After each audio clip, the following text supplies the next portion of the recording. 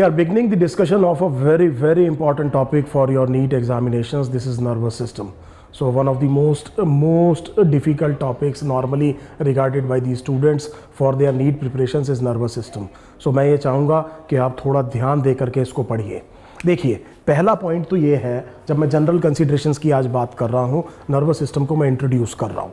पहली चीज़ तो आप ये समझिए कि आपकी बॉडी फंक्शंस के रेगुलेशंस के लिए, so if you want to regulate the body functions, आपके पास दो डिस्टिंक्ट सिस्टम्स हैं.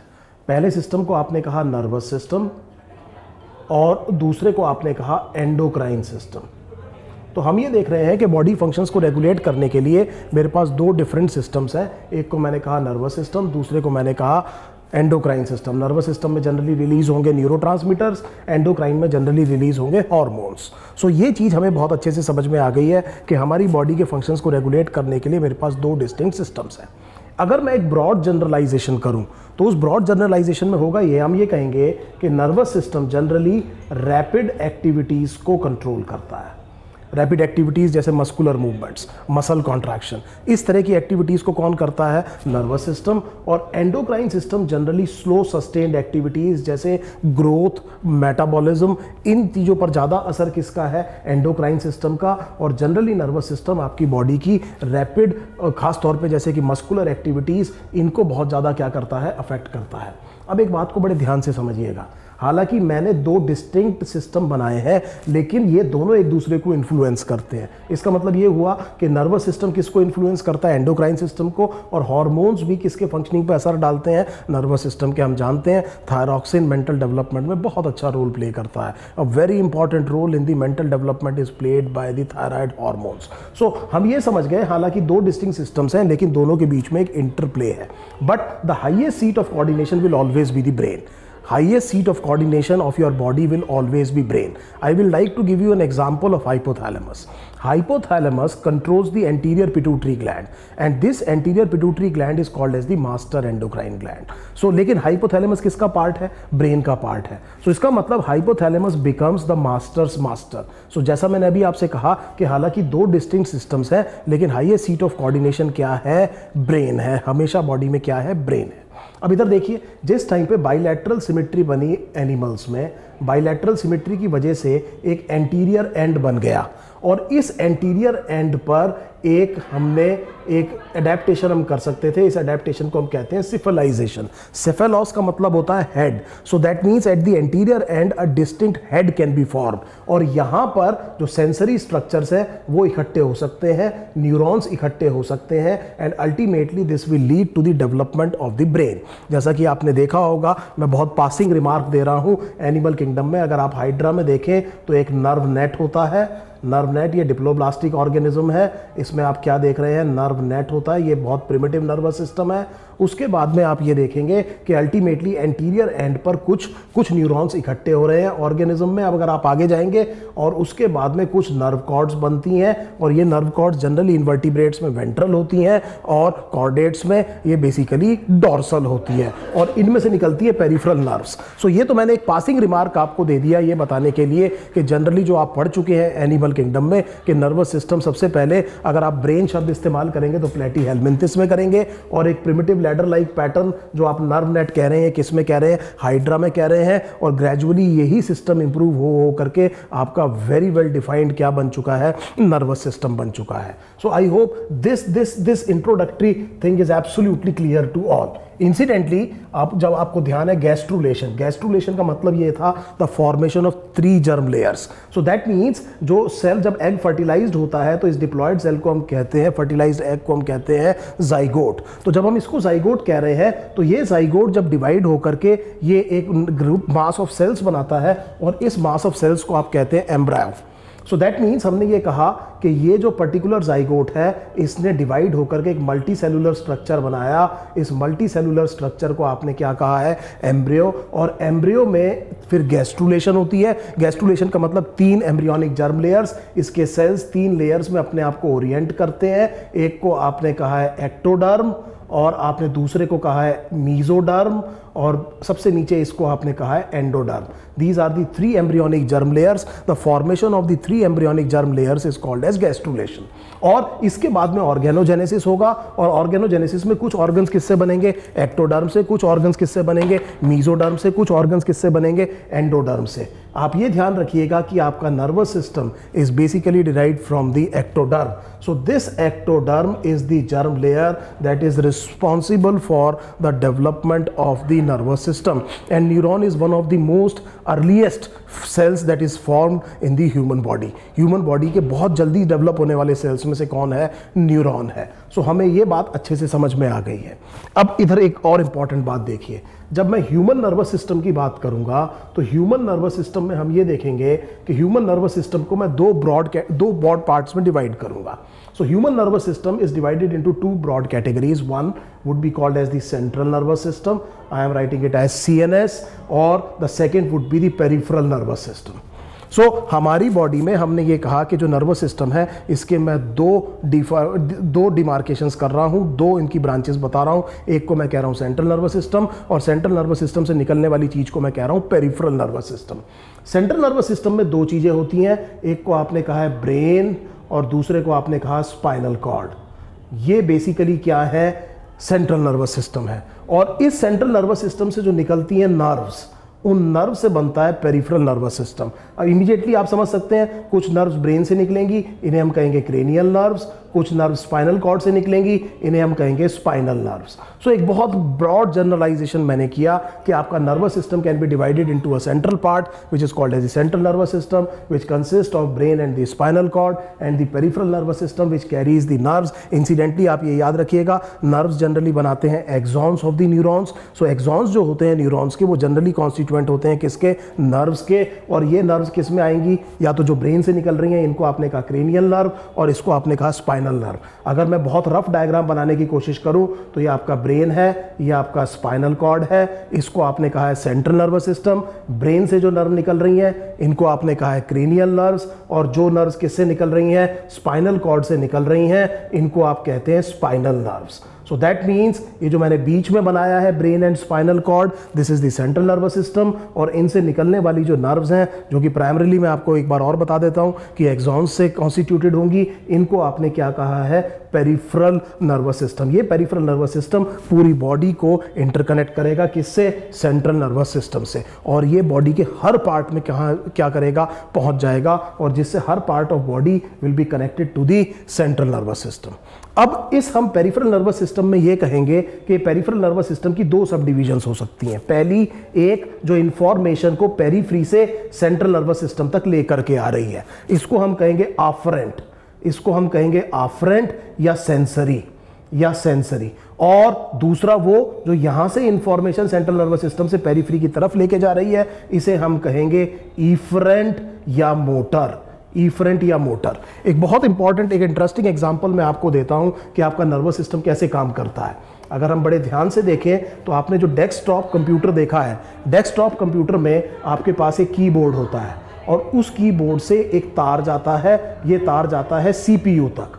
सो हमने ये कहा कि ये कीबोर्ड है, कीबोर्ड से एक तार आप कहाँ जा रहे हैं, कहाँ जा रहा है, सीपीयू में। सीपीयू से एक तार जाता है आपका मॉनिटर पे या किसी प्रिंटर पे।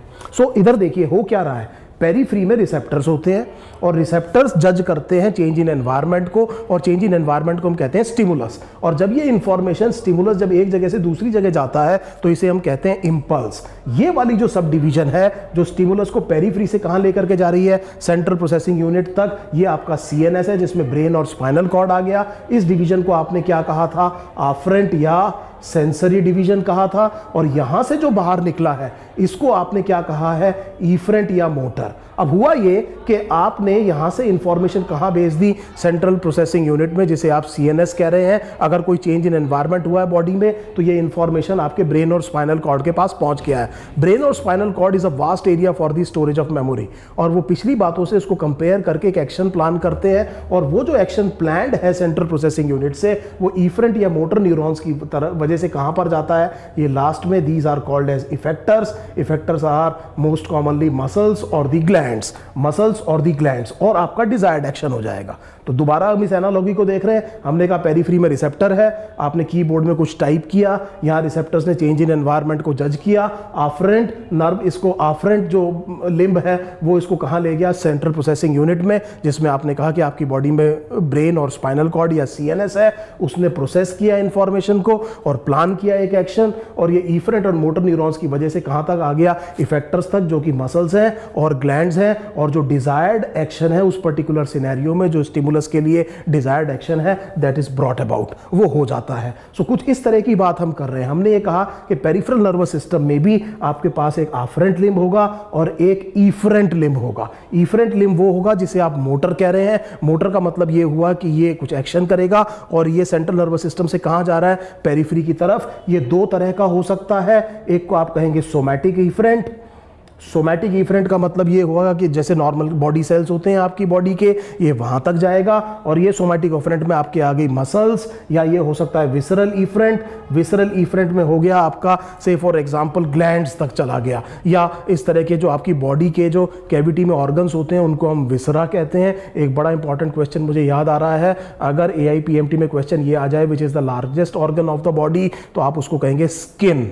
और अगर क्वेश्चन ये आ जाए which is the largest visceral organ of the human body, तब आपका आंसर क्या आएगा, लिवर। सो इस क्वेश्चन को थोड़ा सा ध्यान रखिएगा। मैं आपको एक डायग्राम से इसको और समझाने की कोशिश करता हूं कि नर्वस सिस्टम की सब डिविजन्स कैसी हैं। अगर आप बड़े ध्यान से देखें, ये आपका सेंट्रल नर्वस सिस्टम है। सेंट्रल नर्वस सिस्टम में मैंने आपसे कहा कि ब्रेन और स्पाइनल कॉर्ड है, यहां पर सारी इंफॉर्मेशन प्रोसेस होती है। ये कंट्रोल सेंटर है आपकी बॉडी के, यहां पर सारी इंफॉर्मेशन आपने क्या किया है, इंटीग्रेट किया है। इससे बाहर निकला है पेरिफेरल नर्वस सिस्टम।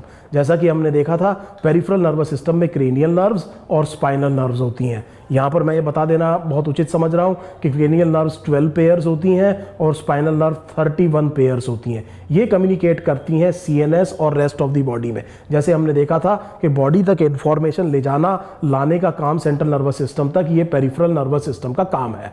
फिर हमने ये कहा कि दो सब डिविजन्स हो गई, एक आफ्रेंट और एक इफरेंट। ये इफरेंट जो है इसमें मोटर नर्व फाइबर्स है। मोटर नर्व फाइबर्स का मतलब है, मैंने आपसे ये कहा था कि इट कंडक्ट्स इंपल्स। इंपल्स मैंने ट्रैवलिंग स्टिमुलस को कहा था from the central nervous system to the effectors, और इफेक्टर्स में हमने क्या देखे थे, मसल्स और ग्लैंड्स। तो ये हमने क्या कहा, मोटर और इफरेंट डिवीजन है, जो कि यहां से इंफॉर्मेशन पेरिफेरी की तरफ ले जा रही है, और इसकी एक आफ्रेंट डिवीजन है जो कि पेरिफेरी से इंफॉर्मेशन कहां पर लेकर के आ रही है, सेंट्रल नर्वस सिस्टम पे। और अगर अब आप ध्यान से देखें तो मैंने इस इफरेंट डिवीजन को दो सब डिवीजन्स में डिवाइड किया है। एक को मैंने कहा है सोमैटिक। सोमैटिक आपकी बॉडी के जो वॉलंटरी मसल्स हैं इनको कंट्रोल करता है, जिसे हम स्केलेटल मसल्स कहते हैं। और दूसरा सिस्टम हमने कहा autonomic nervous system. Autonomic nervous system ये विसरल मोटर है।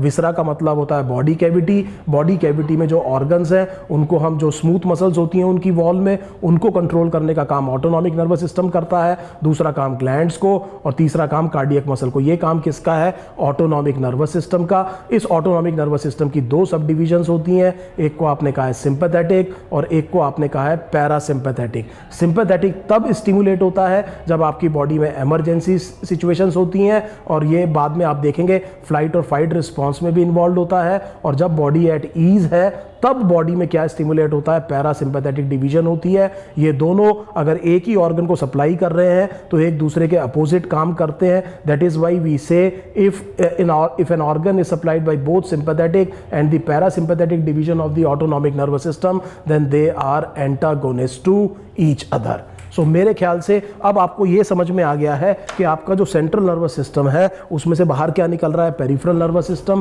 पेरिफेरल नर्वस सिस्टम में एक आफ्रेंट डिवीजन है, एक इफरेंट डिवीजन है। इफरेंट डिवीजन में मैंने देखा कि सोमैटिक है और ऑटोनॉमिक है। ऑटोनॉमिक की दो सब डिवीजन्स हैं, एक सिंपैथेटिक है और पैरासिम्पैथेटिक है। जो सोमैटिक सिस्टम है वो स्केलेटल मसल्स को कंट्रोल कर रहा है, जो ऑटोनॉमिक नर्वस सिस्टम है वो कार्डियक मसल्स, स्मूथ मसल्स जो कि विसरल ऑर्गन्स की वॉल में होती है, और ग्लैंड्स हैं इनको स्टिमुलेट कर रहा है। There is an information which is called as the afferent pathway, information लाने की जगह है, and there is a motor pathway which is called as the efferent pathway, and the integrative and the processing function is in the central processing unit of your body which comprises of the brain and the spinal cord, and hence is called as the central nervous system. I hope this is absolutely clear.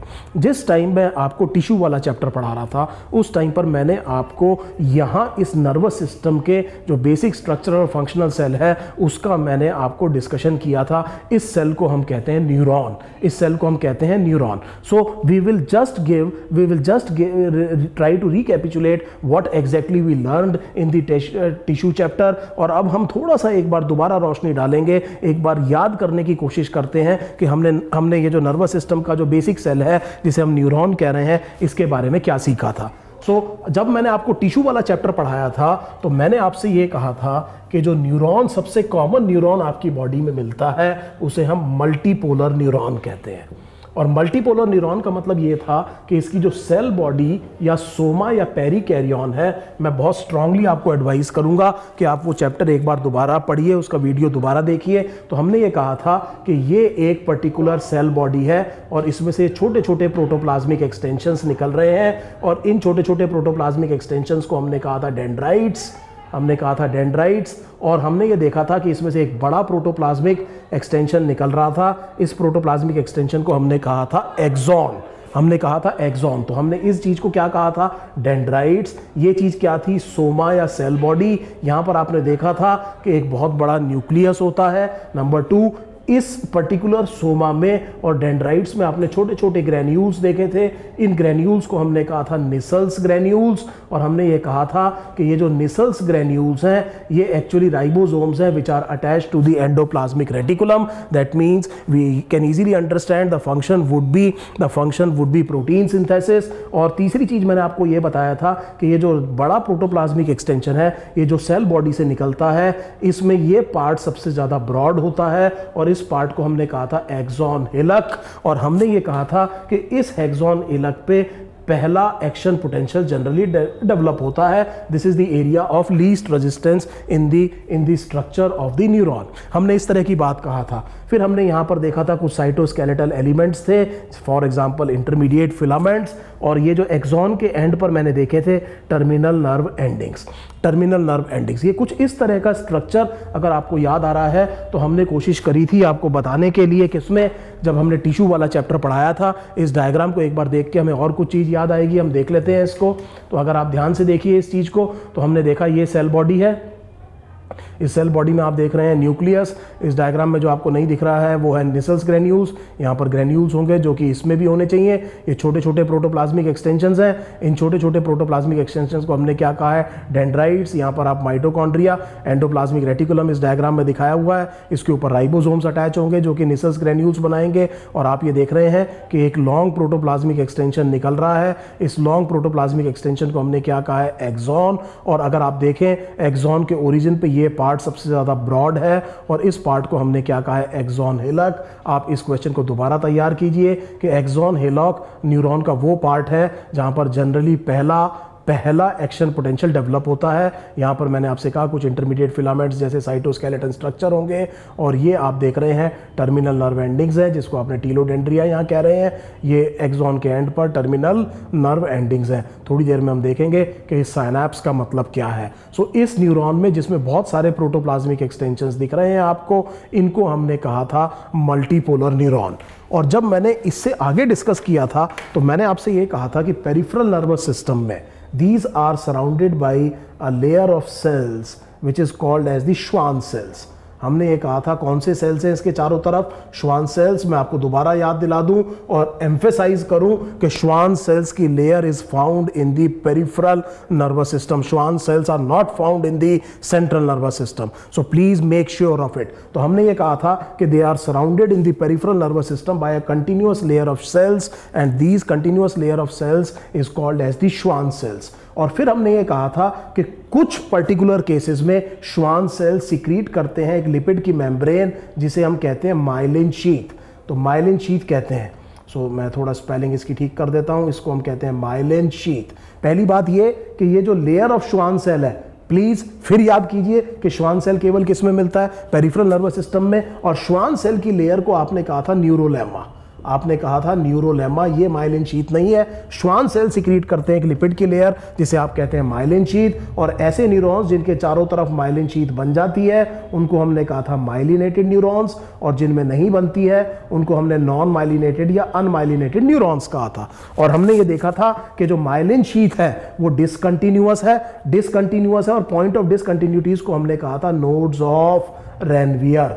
हमने कहा था nodes of Ranvier. मुझे उम्मीद है कि आपको ये बात ध्यान आ रही होगी। आप इसकी डिटेल्स के लिए मैंने आपसे जैसे फिर कहा कि एक बार उस वीडियो को जरूर देखिए जहां पर मैंने टिश्यूज़ में आपको न्यूरॉन पढ़ाया है, वहां पर मैंने इसको बहुत डिटेल में डिस्कस किया था। यहाँ मैं बहुत तेज़ी से आपको रिवाइज करा रहा हूँ। सो ये माइलिनेटेड है, कुछ न्यूरॉन्स क्या होंगे, नॉन माइलिनेटेड होंगे। फिर हमने एक पॉइंट और डिस्कस किया था कि माइलिनेटेड न्यूरॉन्स की conduction velocity non myelinated neurons की कंडक्शन वेलोसिटी से फास्टर होती है, क्योंकि यहाँ पर action potential jumps from nodes to node. और इस कंडक्शन को हमने कहा था सॉल्टेटरी कंडक्शन, और सॉल्टेटरी कंडक्शन की वजह से ये फास्टर होता है। ये बात आपको याद आ गई होगी।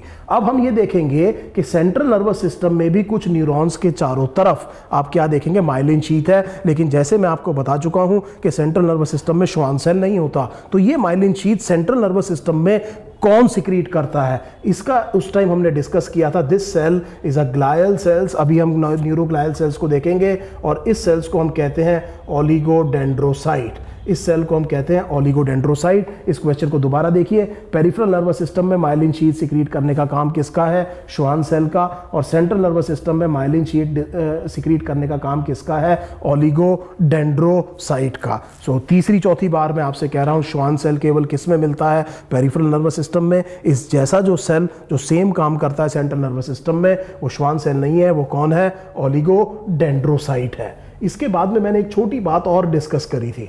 हमने ये कहा था कि न्यूरॉन्स सबसे कॉमन कौन से हैं, मल्टीपोलर न्यूरॉन्स हैं। लेकिन आप ये देखिए कि दूसरी और तरह के भी न्यूरॉन्स हो सकते हैं। कैसे हो सकते हैं कि अगर मान लीजिए कोई न्यूरॉन ऐसा है जिसके एक ही एंड पर कोई प्रोटोप्लाज्मिक एक्सटेंशन है, इसको हमने कहा था यूनिपोलर। और हमने ये कहा था कि ये अर्ली डेवलपिंग न्यूरॉन्स हैं और ये आपको एम्ब्रियोनिक स्टेजेस में मिलेंगे।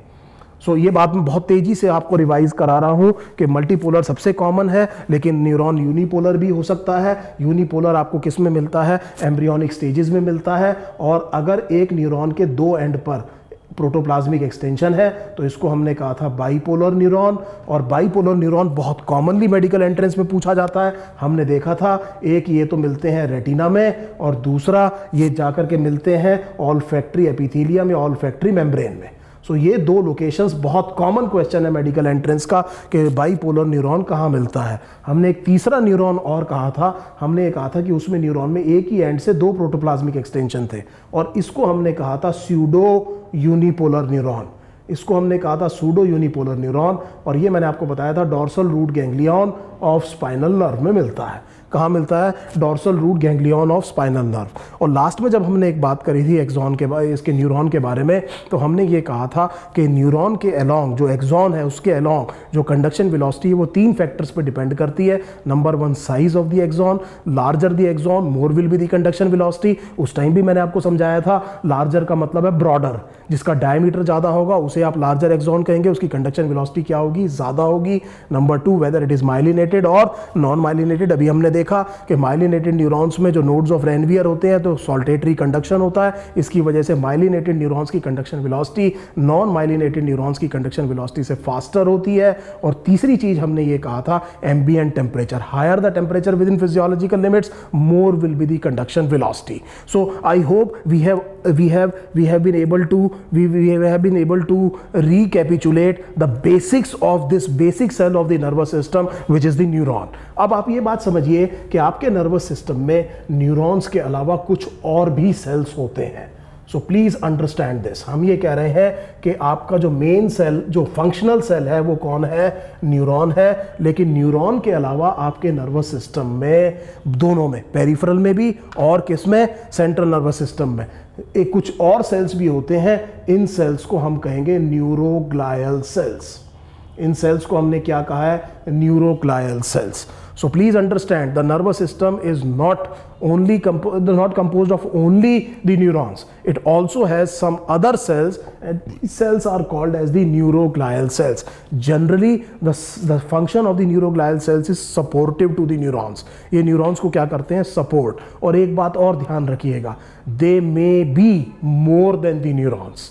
सो सेंट्रल नर्वस सिस्टम में अब दो तरह के सेल्स हो गए, एक न्यूरॉन्स हो गए, दूसरे न्यूरोग्लायल सेल्स हो गए। और मैं क्या कह रहा हूँ कि जनरली आप ये देखेंगे कि न्यूरोग्लायल सेल्स का नंबर एक्चुअली न्यूरॉन से क्या हो सकता है, ज़्यादा हो सकता है, बराबर भी हो सकता है, कम नहीं होता है अक्सर। सो इसका मतलब हम एक बड़े इंपॉर्टेंट सेल की तरफ देख रहे हैं जो कि किसमें है, नर्वस सिस्टम में है। इन सेल्स को हम क्या कह रहे हैं, न्यूरोग्लायल सेल्स। जनरल बात मैंने ये करी है कि ये जो न्यूरोग्लायल सेल्स हैं इनका फंक्शन बेसिकली ये है कि ये न्यूरॉन्स को सपोर्ट करेंगे। सो मैं एक डायग्राम में आपको कुछ सेल्स दिखाता हूं और फिर मैं डिस्कस करूंगा कि इन इंडिविजुअल सेल्स का फंक्शन क्या है। सो पहले आप ये देख लीजिए कि ये जो न्यूरोग्लायल सेल्स हैं ये आपके नर्वस सिस्टम में कौन कौन से हो सकते हैं।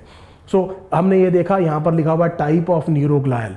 ये जो न्यूरोग्लाया है ये न्यूरोग्लायल सेल्स के लिए एक शब्द हो गया। और हमने ये कहा कि सेंट्रल नर्वस सिस्टम में आप चार देख रहे हैं, एक को आपने कहा है इपेंडाइमल सेल, दूसरे को आपने कहा है ओलिगोडेंड्रोसाइट। इस ओलिगोडेंड्रोसाइट को हम बेसिकली हम इसको डिस्कस कर चुके हैं, आप देख रहे हैं माइलिन शीथ बना रहा है। तीसरे ये जो स्टार शेप्ड सेल्स हैं इनको आपने कहा है एस्ट्रोसाइट्स। चौथे कौन से हैं, माइक्रोग्लाया। पेरिफेरल नर्वस सिस्टम में आप ये सपोर्टिंग सेल्स देख रहे हैं जिसे आप कह रहे हैं सैटेलाइट। और श्वान सेल मैं आपसे डिस्कस कर चुका हूं कि ये जो श्वान सेल है ये बेसिकली देख रहे हैं आप माइलिन शीथ सिक्रीट करता है पेरिफेरल न्यूरॉन्स के एक्सॉन के चारों तरफ। तो एक बार हम देख रहे हैं इसको कि ये टाइप ऑफ न्यूरोग्लायल सेल्स है, सेंट्रल नर्वस सिस्टम में चार है, इपेंडाइमल और बताइए ओलिगोडेंड्रोसाइट, तीसरा देखिए स्टार शेप्ड कौन से, एस्ट्रोसाइट, चौथे कौन से हैं, माइक्रोग्लाया। पेरिफेरल नर्वस सिस्टम में आप देख रहे हैं एक सैटेलाइट सेल और दूसरा आप देख रहे हैं श्वान सेल। सो मैं इनके फंक्शंस अब आपको बताता हूँ कि बेसिकली ये काम क्या करते हैं। सो पहला जो आपने देखा कि neuroglial cell central nervous system में और पेरिफेरल नर्वस सिस्टम में। पेरिफेरल नर्वस सिस्टम में आपने कहा सैटेलाइट सेल्स, सपोर्टिंग रोल होता है इनका। और दूसरा आपने देखा श्वान सेल्स। और श्वान सेल्स हम अच्छे से डिस्कस कर चुके हैं। श्वान सेल्स का कुछ केसेस में क्या सिक्रीट करते हैं, माइलिन शीथ। और माइलिन शीथ जब सिक्रीट करते हैं तो इस माइलिन शीथ की वजह से जो माइलिनेटेड न्यूरॉन्स हैं उनकी conduction velocity non myelinated neuron से ज़्यादा होती है। ये बात अब हम कर चुके हैं पेरिफेरल नर्वस सिस्टम। बात आ रही है किसकी, सेंट्रल नर्वस सिस्टम की। सेंट्रल नर्वस सिस्टम में आपने ये कहा कि एक सेल जो आपने उस डायग्राम में देखा था इसे हमने कहा है इपेंडाइमल सेल्स। इपेंडाइमल सेल्स, इपेंडाइमा का मतलब समझिए, आपका जो ब्रेन है इसके अंदर कुछ कैविटीज़ है। आपके ब्रेन के अंदर कुछ कैविटीज़ हैं। तो दो अगर सेरिब्रल हेमिस्फीयर्स है तो इन सेरिब्रल हेमिस्फीयर्स में दो अंदर क्या होंगी, हॉलो स्पेसेस होंगी। इन हॉलो स्पेसेस को आप कहेंगे वेंट्रिकल्स। क्या कहेंगे, ventricles. So cavity inside the brain, cavities inside the brain are called as brain ventricles. This is a very very important question. So brain के अंदर जो cavities हैं इनको हमने क्या कहा है, ventricles। और जैसा मैंने देखा कि दो lateral ventricles किस में होते हैं, सेरिब्रम में। उसके नीचे जब आप थोड़ी देर बाद पढ़ेंगे तो डायनसेफेलॉन एक पार्ट आता है। डायनसेफेलॉन में हाइपोथैलेमस और थैलेमस होता है। वहाँ पर जो कैविटी होती है उस कैविटी को हम कहते हैं थर्ड वेंट्रिकल। और थर्ड वेंट्रिकल के बाद में जब आप हाइंड ब्रेन पे आते हैं तो एक और कैविटी होती है, उसे हम कहते हैं फोर्थ वेंट्रिकल। और ये जो कैविटी है ये जाकर के कंटिन्यूअस होती है सेंट्रल कैनाल। सेंट्रल कैनाल जो कि कैविटी है किसके अंदर, स्पाइनल कॉर्ड के। तो अगर आप ब्रेन का ऐसे सेक्शन देखें तो ये लेटरल वेंट्रिकल्स आपस में कनेक्ट होकर के किससे कनेक्ट होंगे, थर्ड वेंट्रिकल। थर्ड वेंट्रिकल किससे होगा, फोर्थ वेंट्रिकल। और फोर्थ वेंट्रिकल किससे होगा, सेंट्रल कैनाल से। तो ये भी वेंट्रिकल है, ये वेंट्रिकल है, ये सेरिब्रम की कैविटीज हैं। दो सेरिब्रल हेमिस्फीयर्स होते हैं, ये डायनसेफेलॉन की है, इसको आपने थर्ड कहा। और ये हाइंड ब्रेन की कैविटी है, इसको आपने फोर्थ कहा। और ये सेंट्रल कैनाल है। इसके अंदर सर्कुलेट करता है एक फ्लूइड जिसे हम कहते हैं CSF, जिसे हम कहते हैं CSF। CSF का मतलब होता है सेरिब्रो स्पाइनल फ्लूइड।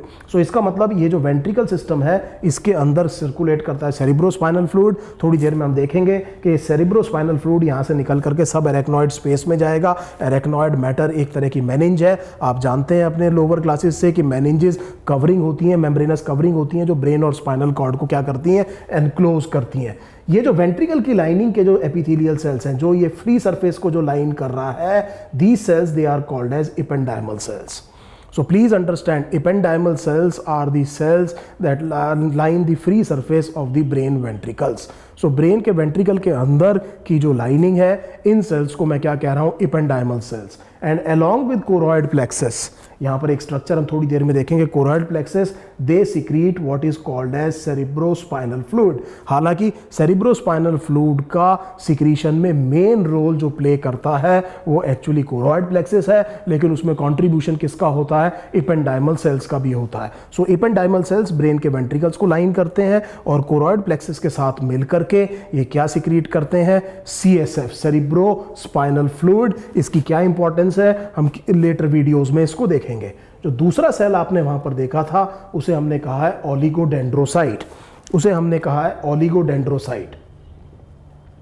ओलिगोडेंड्रोसाइट मैं एक्सप्लेन कर चुका हूं। ओलिगोडेंड्रोसाइट वही काम करता है सेंट्रल नर्वस सिस्टम में जो कि Schwann cell peripheral nervous system में करता है, और इसकी वजह से सेंट्रल नर्वस सिस्टम के कुछ न्यूरॉन्स के चारों तरफ कौन सी शीथ आ जाती है, माइलिन शीथ आ जाती है। उसके बाद में आपने एक स्टार शेप्ड सेल देखा था, इस सेल को बड़े ध्यान से याद रखिएगा, इस सेल को हमने कहा था एस्ट्रोसाइट। एस्ट्रोसाइट, इस जब आप फर्स्ट ईयर MBBS में जाएंगे, जब आप एनाटमी पढ़ेंगे तो आप इन सेल्स की बहुत ज़्यादा डिटेल पढ़ेंगे। यहाँ पर जब आप नीट की प्रिपरेशन कर रहे हैं तो आपको कुछ बेसिक चीज़ें पता होनी चाहिए, जैसा कि मैंने इपेंडाइमल सेल के भी आपको जो फंक्शंस हैं उनमें केवल कुछ ही फंक्शन आपको बताने की कोशिश की है। इसी तरह मैं एस्ट्रोसाइट का आपके लिए इंपॉर्टेंट एक बहुत इंपॉर्टेंट फंक्शन मैं आपको बता रहा हूँ कि वो एग्जैक्टली क्या है, जो कि नीट एग्जाम में पूछा जा सकता है। इधर देखिए, जो कैपिलरीज होती हैं जो ब्रेन के अंदर जा रही हैं, they are surrounded by these astrocytes. These are surrounded by the astrocytes. अब हम नहीं चाहेंगे कि जो ये ब्लड है उसमें अगर कोई नॉक्शियस चीज है, कोई ऐसी चीज है जो डेट्रीमेंटल है, वो बड़ी आसानी से कहाँ पहुंच जाए, ब्रेन में चली जाए। So that means we want to create a barrier between the blood capillaries and the substance of the brain. हम इनके बीच में एक ये चीज बनाना चाहते हैं, इसे हम कहते हैं ब्लड ब्रेन बैरियर।